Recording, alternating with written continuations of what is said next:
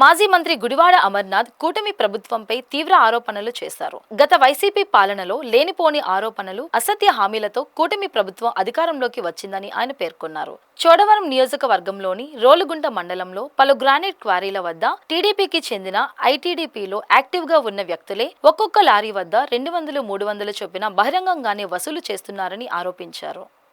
చోడవరంలోని YSR Congress party స్థానిక కార్యాలయంలో ఆయన మాట్లాడుతూ అవినీతి పరిపాలన కారణంగా కూటమి ప్రభుత్వం అవినీతికి కేర్ ఆఫ్ అడ్రస్ గా మారింది అని గుడివాడ అమర్నాథ్ ఆరోపించారు. అలాగే షుగర్ ఫ్యాక్టరీలు మూసివేయడం, రైతులకు పేమెంట్లు చేయకపోవడంపై కూటమి ప్రభుత్వాన్ని విమర్శించారు. గుడివాడ అమర్నాథ్ రైతుల ఆగ్రహానికి ఈ ప్రభుత్వం సమాధానం చెప్పాల్సి ఉంటుందని హెచ్చరించారు. ముఖ్యమంత్రిని గాని ఉప ముఖ్యమంత్రిని గాని చోడవరం ప్రధాన రహదారిపై చోడవరం నుండి నర్సీపట్నం వరకు ఒక్కసారి ప్రయాణం చేసి చూపించాలని ఛాలెంజ్ చేశారు. కూటమి ప్రభుత్వం ఇచ్చిన హామీలు నెరవేరలేదని ఆయన మండిపడ్డారు. ఈ నెల 5వ తేదీన అనకాపల్లి జిల్లా కేంద్రంలో వైసీపీ జిల్లా సమావేశం నిర్వహిస్తామని, ఈ సమావేశంలో ప్రస్తుత కూటమి ప్రభుత్వం ఎన్ని విధాలుగా అవినీతి చేస్తుందో బహిరంగంగా తెలియజేస్తామని ఈ సందర్భంగా తెలిపారు.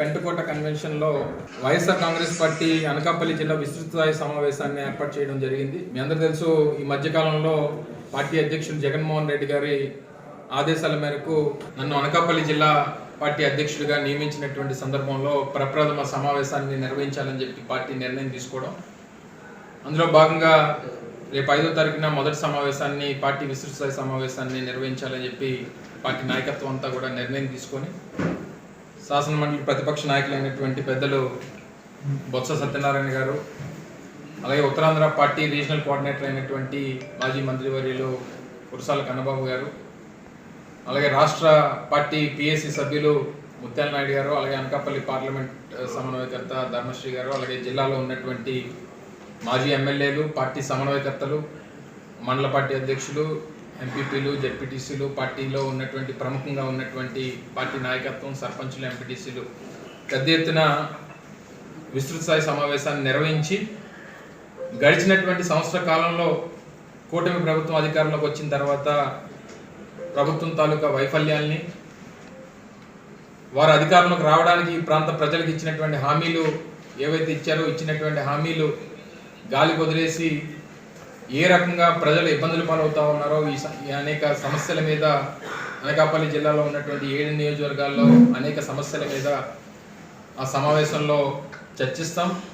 రానటువంటి కాలంలో వాటి మీద ఏ రకంగా పోరాటం చేయాలి, ప్రభుత్వం తాలూకా ఆలోచనల్ని, విధానాల్ని ఎండగట్టేటువంటి కార్యక్రమాన్ని, అలాగే రానటువంటి కాలంలో పార్టీ బలోపేతానికి సంబంధించినటువంటి నిర్ణయాలను కూడా ఆ సమావేశంలో తీసుకోవాలనేటువంటిది, ఒక విధానపరమైనటువంటి నిర్ణయాలు కొన్ని తీసుకోవాలన్నటువంటిది కూడా పార్టీ నిర్ణయం తీసుకుంది.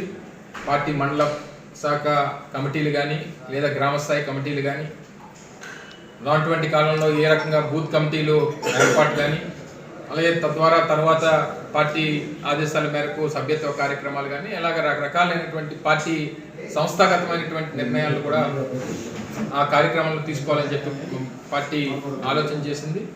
సో ముఖ్యంగా పెద్ద ఎత్తున కార్యక్రమానికి జిల్లాలో ఉన్నటువంటి 7 నియోజకవర్గాలు పార్టీ నాయకత్వం, పార్టీ కార్యకర్తలు, అభిమానులు పెద్ద ఎత్తున ఆ కార్యక్రమాన్ని విజయవంతం చేయాలని చెప్పి కోరుతా ఉన్నాం. ముఖ్యంగా గడిచినటువంటి ఈ 11 మాసాలుగా ఏ రకంగా పూర్తిగా ఈ ప్రాంతంలో ఒకసారి, ఎందుకంటే మేము అధికారంలో ఉన్నప్పుడు అనేక సందర్భాల్లో చోడవరం ప్రధానమైనటువంటి రహదారిగా ఉన్నటువంటిది బిఎన్ రోడ్ ఏదైతే ఉందో దీని మీద ఆ రోజు మమ్మల్ని ఏ రకంగా ఎండగట్టేటువంటి ప్రయత్నం చేసి ఎన్నికల్లో ప్రధానమైనటువంటి ఒక అంశంగా దాన్ని తీసుకొని వెళ్ళి వారు అధికారంలోకి రావడానికి, ఈ ప్రాంతంలో వారు విజయం సాధించడానికి ఉపయోగించుకున్నారో చూసాం.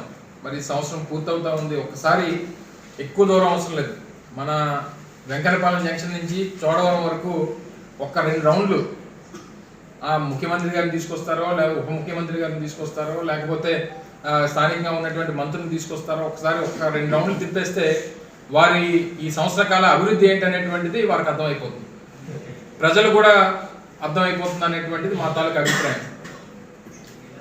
ఇవన్నీ కూడా వారి చోడవరం షుగర్ ఫ్యాక్టరీకి సంబంధించి దాదాపు 35 కోట్ల రూపాయలు రూపాయి 2 రూపాయలు కాదు, చరిత్రలో చోడవరం షుగర్ ఫ్యాక్టరీ స్థాపించిన తర్వాత రైతులకి ఇంత పెద్ద ఎత్తున నష్టం కలిగించినటువంటి సీజన్ బహుశా ఈ సీజన్ తప్పితే మరొకటి లేదనేటువంటిది చరిత్ర చెప్తా ఉంది, రైతులు చెప్తా ఉన్నారు. దగ్గర 30,08,000 టన్నులు ఈ సీజన్లో ఆడితే కేవలం 2 కోట్లు 2.5 కోట్లు మాత్రమే విడుదల చేశారనేటువంటిది రైతులు చెప్తా ఉన్నారు.